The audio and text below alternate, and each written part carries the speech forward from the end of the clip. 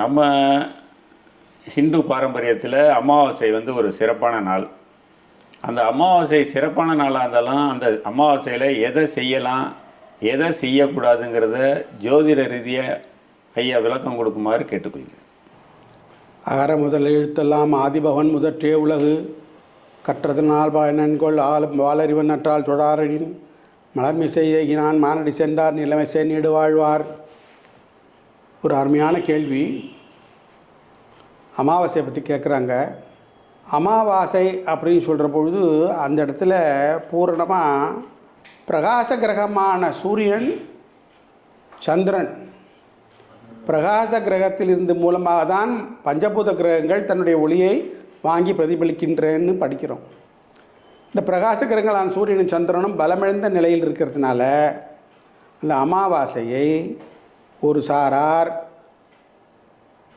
நல்ல நாளாக கருதுவதில்லை. அதனால் எந்த ஒரு நல்ல காரியமும் செய்வதில்லை. அந்த அமாவாசை என்று எதற்காக ஒதுக்கி வைத்திருக்கிறார்கள் என்றால் அது ஒரு நீத்தோர் நாளாகத்தான் நினைக்கிறார்கள்.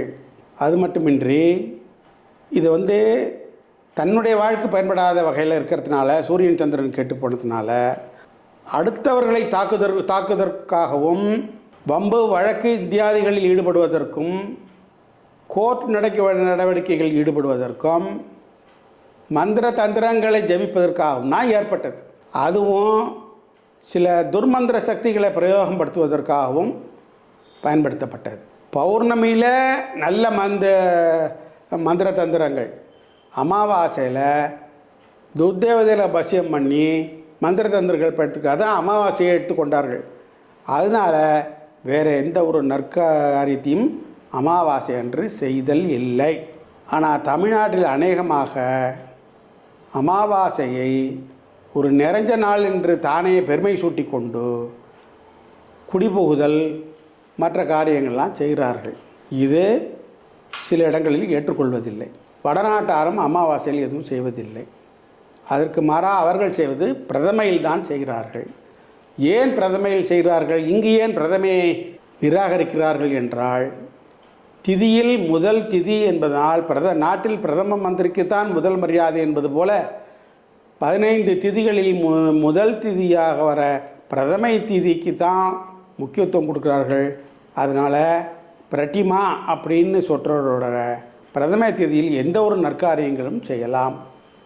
அதே அமாவாசை அன்று நற்காரியங்கள் செய்வதற்கு பதிலாக வேறு ஏதாவது தான தர்மங்களை செய்வது உகந்தது. இவ்வளோதான் இந்த அமாவாசை பொறுத்த வரைக்கும் சொல்லலாம்.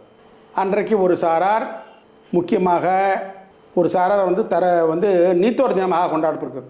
அதுக்குத்தான் முக்கியத்துவம் கொடுப்பார்கள். காரணம் என்னென்னா நீத்தோர்கள் அமாவாசை அன்று இரவு வரை நம்மளோடையே வசிப்பதாக ஐதீகம். அதனால் அன்றைக்கி எதுவும் நல்ல காரியம் செய்கிறது இல்லை. அவங்களுக்கு தான் முதல் மரியாதை.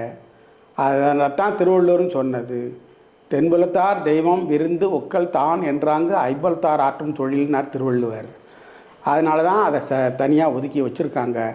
அமாவாசையில் எந்த ஒரு நல்ல காரியமும் செய்தல் நல்லதல்ல.